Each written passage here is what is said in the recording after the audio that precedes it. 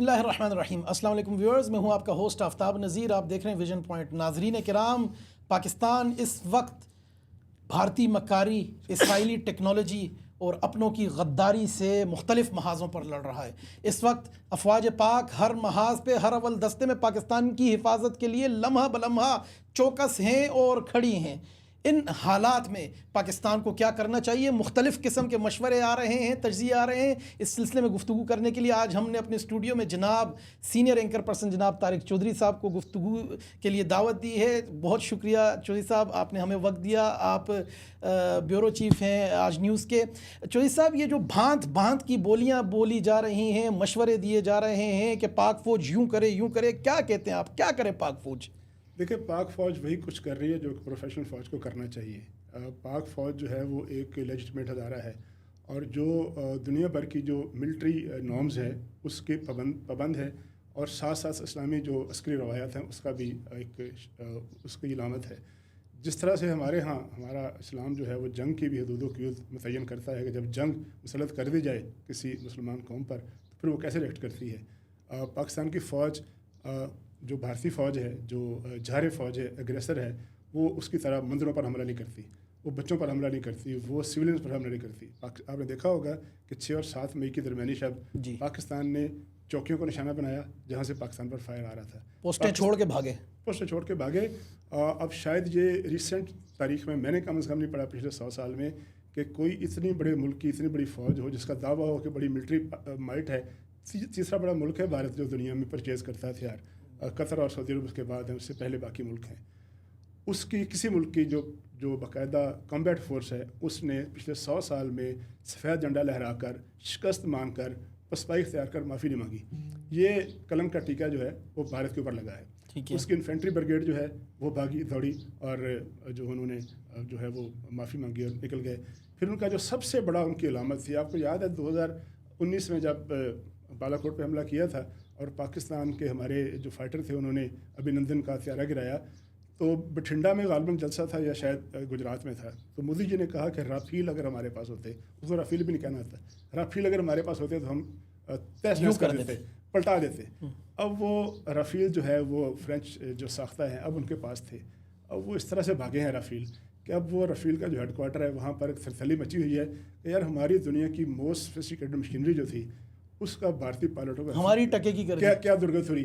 اس کے شیر گر گئے. اور J-10C جو کہ پرائڈ ہے پاک فوج کا اور پاک چائنا دوستی کی ایک علامت ہے، جو فضا میں جب گیا اور اس کے اوپر وہ مزین تھے P-15 میزائل جو تھے، انہوں نے ایسا چمتکار دکھایا کہ وہ بارو باری وہ دوڑ گئے. تو یہ جو ہے جو کچھ ہوا بھارت کے ساتھ وہ پاکستان فوج کے جو پروفیشنلزم اس کی نشانی ہے. دوسری بات یہ ہے کہ پاکستان کی فوج نے 7 مئی کو جو جواب دیا وہ ایک لیجٹمیٹ، ایک قانونی اور عسکری روایت کے مطابق تھا. اب اگر جب اگلا مرحلہ آئے گا اور ہماری قوم تو تیار ہے، ہمارے ہم تو لوگ شہروں میں آرام سے سڑکوں پہ پھر رہے ہیں، کوئی پینک نہیں ہے، تو اب جو جواب ہوگا پھر آؤٹ آف پروپورشن ہوگا. ایسا جواب ہوگا جو اس کے وہم و گمان میں نہیں ہوگا. لوگ کہتے ہیں یہ حملہ کیوں نہیں کرتے جی؟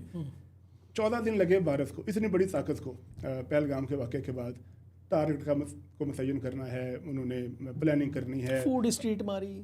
جی وہ میں کہہ رہا ہوں کہ وہ 14 دن لگے ان کو، اور ان 14 دن کے بعد جو پلاننگ تھی اتنی ناقص تھی کہ چند گھنٹوں کے اندر 1.5 گھنٹے کے اندر وہ بھاگنے میں کامیاب ہو گئے، بھاگ گئے. اب جب ہمارا جواب ہوگا نا وہ ایسا جواب نہیں ہوگا، پھر بھاگنے والی بات ہی کوئی نہیں ہے. پھر ٹارگٹ کو 100% متعین کر کے ایکوریٹ کر کے، اسے کہتے ہیں نا پن پوائنٹڈ، وہاں حملہ کیا جائے گا، وہاں نشانہ بنے گا، جہاں وہ ہوگا وہ ہوں گے جہاں سے ہمارے اوپر فائر آتا ہے. ٹھیک ہے چودھری صاحب، آپ نے فرمایا مودی جی کا اور 7 مئی کا، ذرا اس حوالے سے تھوڑا سا بتا دیں. یہ مودی جی کی زندگی میں 8 کا عدد، یہ 17 اگست کو مودی صاحب پیدا ہوئے ہیں. ہمیشہ یہ 8 ہی کے عدد کے گرد ان کی ساری زندگی، سارا کیریئر گھومتا ہے. یہ 7 اور 8 مئی یہ کیا ہے؟ یہ کیا سائنس ہے؟ یہ کیا میتھ ہے؟ یہ سائنس نہیں، یہ توہم پرستی ہے. آپ کو پتہ ہے تو وہ ہندو ہمارے لیے قابل احترام ہیں، ہمارے ملک میں لاکھوں لوگ رہتے ہیں، ہمارے اس ملک کے پارٹنر ہیں، اس ملک کے بھائی وال ہیں، شہری ہیں. لیکن یہ جو ایک ایلیٹ ہے نا ہندوؤں کی، ان کے اندر عجیب و غریب قسم کی توہم پرستی ہے. اور یہ بات جو ہے نا بھارتی میڈیا بہت دفعہ کہہ چکا ہے. یہ جوتشی اور یہ جو علم العداد والے ہیں وہ چونکہ 17 اگست کو پیدا ہوئے 1950 میں، تو ان کا عدد 8 بنتا ہے. تو وہ ان کا یہ خیال ہے کہ ان کو 8 عدد سعد ہے ان کے لیے، یہ بڑی شبھ گھڑی ہے ہندی زبان میں. تو وہ انہوں نے جب 3 دفعہ گجرات کے چیف منسٹر نے 3 دفعہ حلف اٹھایا انہوں نے 8 8 तारीख बनती थी, यानी वो अदाद व शुमार को जमा तफरीक करके। अब 17 अगस्त को 7 जमा 1 8 है। अच्छा, उन्होंने फिर जितनी दफ़ा प्राइम मिनिस्टर बने हर दफ़ा उन्होंने कोशिश की कि हल्फ जो है वो 8 का इंसा बनता हो। तो अब भी पहले से अंदाज़ा था कि वो जो कुछ करेंगे वो कोई 7 और 8 की दरमियानी कोई रात दिन होगा वक्त के हिसाब से। वो समझते हैं कि वो उनके लिए बड़ा साद होगा, शुभ होगा, लेकिन इस दफ़ा अनफॉर्चुनेटली वो शुभ साबित नहीं हुआ। तो ये 5 तहरे मरवा के गए, जी 5 तहरे मरवा लिए, ब्रिगेड हेडक्वार्टर उनका मरवा लिया, चौकियाँ को खाली छोड़ दी। अब 25 ड्रोन जो है उनके तबाह हो गए। ये कुछ तकरीबन $300 अरब का नुकसान बनता है। 267 जो है बिलियन डॉलर बनता है ये जो 5 तैयारे थे, ये गंवा बैठे। और ये जो तैयारे हैं, ये ड्रोन्स हैं, ये एक जो है एक इनकी फॉर्मेशन होती है 9 ड्रोन्स की, 9 ज़्यादा की, वो $100 मिलियन की है। ये जो इसराइली जो हेब्रोन है, अब इन्होंने अभी तक 25 पाकिस्तान में फेंके थे और 25 के 25 हिट हो चुके हैं, और वो सारे हमने लैंड करा दिए। अब वो मलबे की शक्ल में ढेर पड़ा हुआ है, जिला मर्जी ले जाए। बिलालगंज में जाएंगे, जो पिंडी के कबाड़ी जाएंगे, तो वो अब जो 8 तारीख है ना, अब उनके लिए शुभ साबित नहीं हुई। ये दुश्मन हमेशा माह मई ही का क्यों इंतखाब करता है पाकिस्तान को तोड़ने के लिए? सानेहा 12 मई, सानेहा 9 मई। माह मई बड़ा डिसाइसिव मोमेंट था, जिसे कहते हैं ना कि वो ऐसी घड़ी, ऐसा महीना जिसमें फ़ैसला हो गया था हमेशा के लिए। वो जो गुज़श्ता 1000 साल से वो कोशिश कर रहे थे कि हमने हमारे ऊपर बालादस्ती करनी है। 28 मई 1998 को याद है आपको, जब उन्होंने 12 मई को उन्होंने पोखरान में धमाके किए, और उन्होंने 5 धमाके किए थे, और कोई 15-20 दिन लगे थे हमें प्लानिंग करते हुए, और उसके बाद 28 मई को हमने 6 धमाके किए थे। 5 धमाके किए थे 28 को, एक अगले दिन किया था। तो वो 28 मई का जो महीना है ना, वो बड़ा ही डिसाइसिव योम तकबीर मियां साहब पे गालिबन काफ़ी प्रेशर भी था अमेरिका वगैरह की तरफ से। उन्होंने कहा कि यानी ढेर थे पैसों के, बिलियंस ऑफ डॉलर, बल्कि ट्रिलियन डॉलर। और इस बात की तस्दीक जो है वो ब्रूस रिडल साहब और बहुत से अमेरिकन जो है ना, वो मुशाहिद साहब तो खैर चलो पाकिस्तानी है ना, अमेरिकन जो उस वक्त के बड़े अहम लोग थे, उन्होंने, अमेरिका में रिवाज है कि लोग रिटायरमेंट के बाद किताब लिखते हैं ताकि तारीख के जो रिकॉर्ड हैं उस पर रहे। तो उन्होंने, ब्रूस रिडल ने किताब लिखी हुई है और बहुत से लोगों ने किताबें लिखी हुई हैं कि हमने ढेर लगा दिए थे पैसों के, डॉलर्स के, कि मियाँ साहब ये पैसे ले लें और धमाका नहीं करना। और वो पैसे उन्होंने कहा था कि हम आपको ऑफ द रिकॉर्ड भी देंगे और आपकी डेवलपमेंट के लिए भी देंगे। तो उन्होंने ना कर दी। पाकिस्तानी साइंसदानों ने, पाकिस्तान की जो मिलिट्री लीडरशिप थी, सिविलियन लीडरशिप थी, उन्होंने, मुझे याद है कुछ 3:15 बजे का वक्त था जब CNN पे खबर ब्रेक हुई थी कि पाकिस्तान ने एटमी धमाका कर दिया। उस 28 मई के बाद जो बड़े सीर का जो स्पेक्ट्रम है ना, इसका ताकत का है, वो बदल गया है। अब वो बार बार आएगा, मैं आपको दावे से कहता हूँ, बार बार आएगा तो ये पाकिस्तान जो है बड़ा भारी पत्थर है, उसको चुम के वापस चला जाएगा। वो, मैं सिर्फ चूँकि वक्त कम है, वो पार्लियामेंट पे हमला हुआ, भारतीय पार्लियामेंट पे, तब भी पाकिस्तान के साथ पे खड़ा हुआ। वो जब बम्बे अटैक्स हुए सो कॉल्ड, उस वक्त भी पाकिस्तान पे आके खड़ा हो गया। और उसके अलावा समझौता एक्सप्रेस थी, फिर पठानकोट वाला वाक़या था, फिर ये पुलवामा वाला वाक़या था, इससे पहले सियाचिन में भी आके वो कई साल ज़ाया कर चुका था। वो बार बार आएगा, बार बार पसपा होगा, बार बार शिकस्त खाएगा, बार बार मुँह तोड़ जवाब मिलेगा, क्योंकि उतलमलाहट है। अब उनको समझ नहीं आती कि एडे बड़े भारत करना की है, इतना बड़ा भारत है ना, संभाला नहीं जा रहा, कहाँ जो है हिमालय की पहाड़ियाँ और कहाँ जनाब वो है, वो बर्मा तक जाती है उनकी सरहद, इतना बड़ा मुल्क है। अब वो उस मुल्क की चौधराहट इस्टेब्लिश करने के लिए वो बार बार आते हैं, उनको जवाब मिलता है। उनकी चौधराहट जो है श्रीलंका पर बिल्कुल हो गई, इस्टेब्लिश हो गई, भूटान पर हो गई, बांग्लादेश पर भी हो गई। नेपाल को तो उन्होंने आइन लिखकर भेजा था दिल्ली से कि कल से आइन आपका ये होगा। अच्छा, सारे मुल्क उनके आगे जो है बिल्कुल वो सजदारेज हैं। पाकिस्तान अकड़ के खड़ा हुआ है, अकड़ने वाली कौम है पाकिस्तान। मैं अपने आखिरी सवाल की तरफ आऊँगा। आप माशाल्लाह एक तारीख़ हैं ख़ुद अपनी ज़ात में।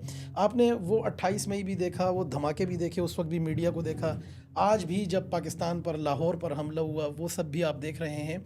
तो क्या आप समझते हैं कि वो जो मियाँ साहब का, उस वक्त मियाँ साहब की हुकूमत थी, फ़ैसला था, वो आज हमारे काम आ रहा है? आज पाकिस्तान के मिज़ाइल्स या हमारी रेंज पे हिंदुस्तानी शहर हैं, हम रिस्पॉन्स कर, इतनी कैपेबिलिटी है हमारी? देखिए, हमारे पास 120 की रेंज से लेकर 2000 से लेकर 2500 की रेंज तक मिज़ाइल मौजूद हैं। अच्छा, मतलब मुंबई है हमारी, हर तरह के मिज़ाइल मौजूद हैं। हमारा जो मिज़ाइल प्रोग्राम है, जो इंटरनेशनल मिज़ाइल रजीम TT है, वो 3000 से ज़्यादा रेंज के मिज़ाइल बनाने की इजाज़त नहीं देता। उससे नीचे नीचे हर चीज़ है, ठीक है। और जहाँ से लेकर जहाँ तक आप चाहें, चेन्नई तक, जहाँ किसी के खिलाफ कोई एग्रेशन नहीं है, लेकिन फिर वो है ना कि या आप नहीं हो या गाक नहीं। जब वो हम पर हमला करेंगे तो फिर हमारे 10 शहरों पे करेंगे, हम उनके 50 पे कर देंगे। ٹھیک ہے، تو مطلب میزائلز یہ کیری کر سکتے ہیں ایٹم بم؟ ہر طرح کے وار ہیڈ موجود ہیں، ہر طرح کا کنونشنل نان کنونشنل ہتھیار موجود ہے. جس طرح کی جنگ وہ چاہیں گے، پہل نہیں کرنی، لیکن جب دوج ہوگی، جب ہماری باری کی، تو پھر بڑی ایسی شاندار چیز ہوگی کہ پھر وہ جو ہے وہ صفحہ ہستی سے ان کے وہ مقامات جو ہے وہ موجود نہیں، کتابوں میں رہیں گے بس صرف.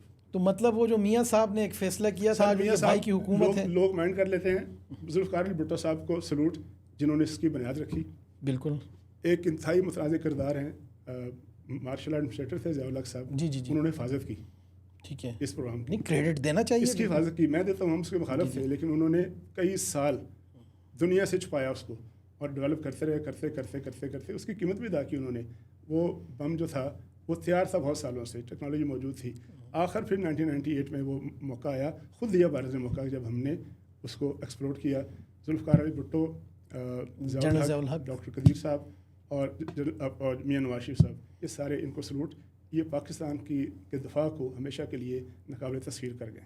اور انشاءاللہ میاں شہباز شریف صاحب کے دور حکومت میں یہی ہو رہی ہے. آج وہ کھڑے ہیں، آج اسی ہتھیار کے بل پہ کھڑے ہیں نا.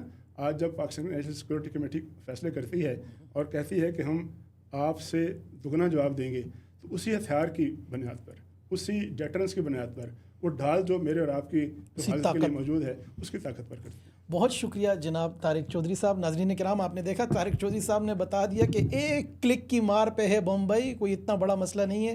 صرف ہم ایک پروفیشنل فوج ہیں اور ہم اسلامی اور عسکری روایات کو مد نظر رکھتے ہوئے ہی جنگ لڑیں گے. دیکھتے رہیے ویژن پوائنٹ.